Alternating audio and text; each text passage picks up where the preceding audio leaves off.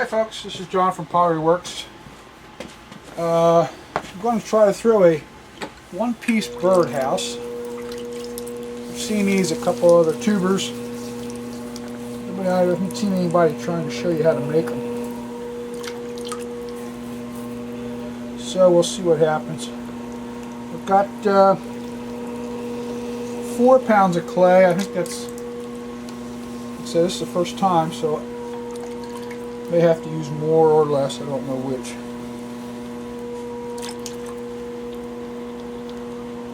Now this, I'm going to be throwing this upside down.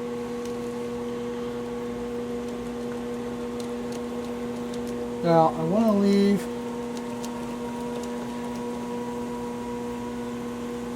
in the top, I want to leave it a little thick so in case I need to trim it off. And I want it to be concave, not flat. I'm going to spread it out about 3-4 inches.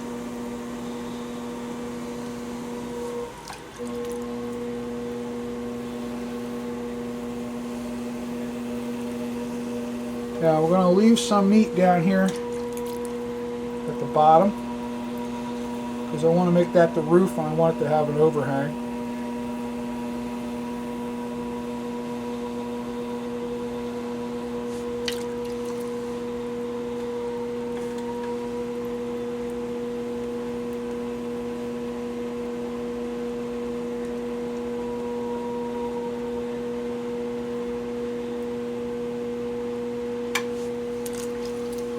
Now you could also make this a bird feeder,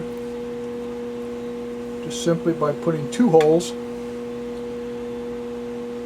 one on each side, a bigger, and I guess with a perch that would run right through.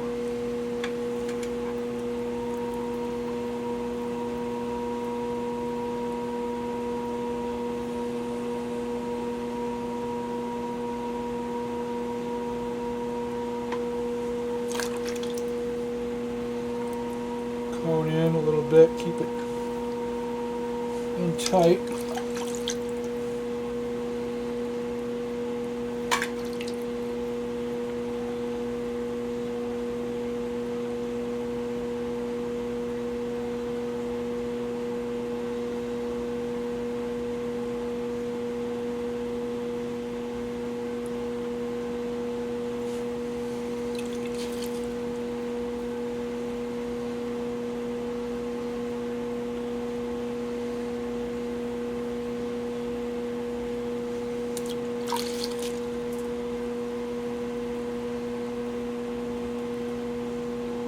I'm also pushing out as I'm waking up.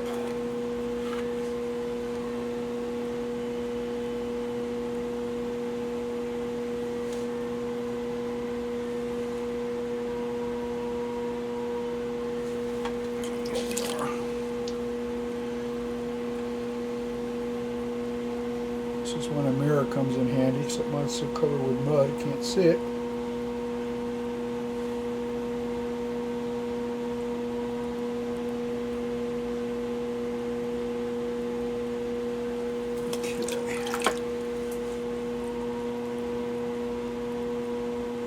Now I'm going to close this off, bring it together slowly.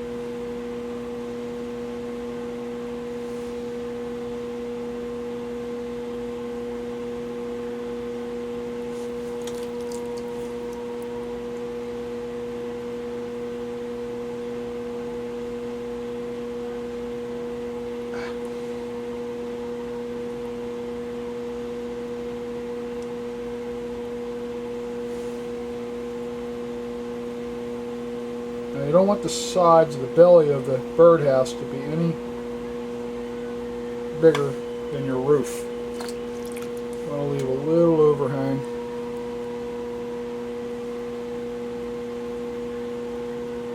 Now when I bring this together, I'm going to leave a little hole, or try to leave a little hole in the top. What that'll do is create drainage.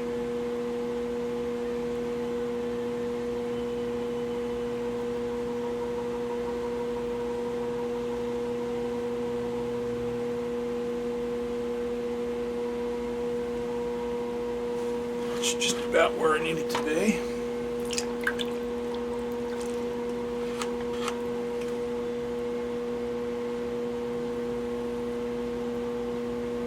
Take off the slurry.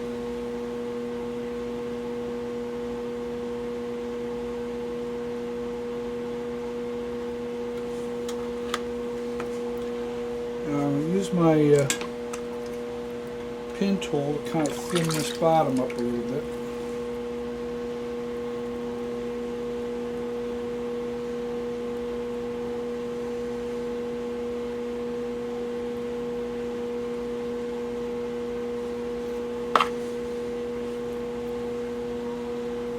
Even this off.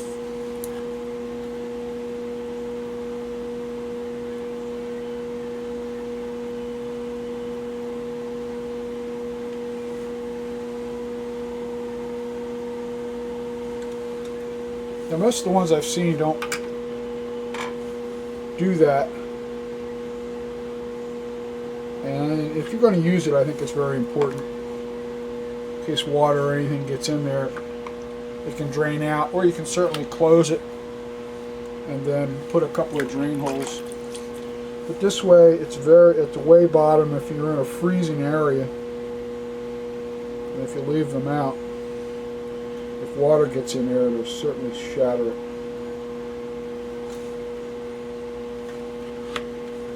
Alright, now I'm going to put a little texture on it. Just by using my trim tool.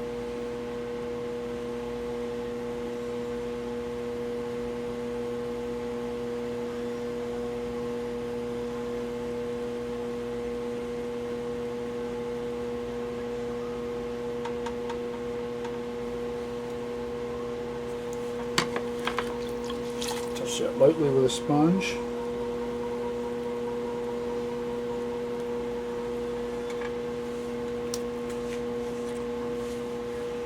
I'll hit it with a trimming tool. Out here looks pretty good, so I'm just going to undercut it.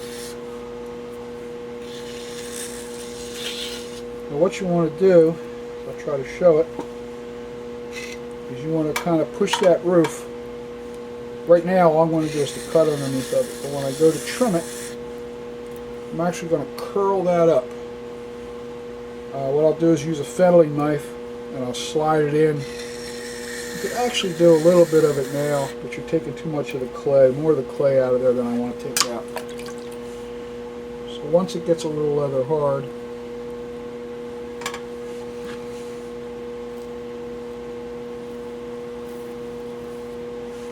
let's try this.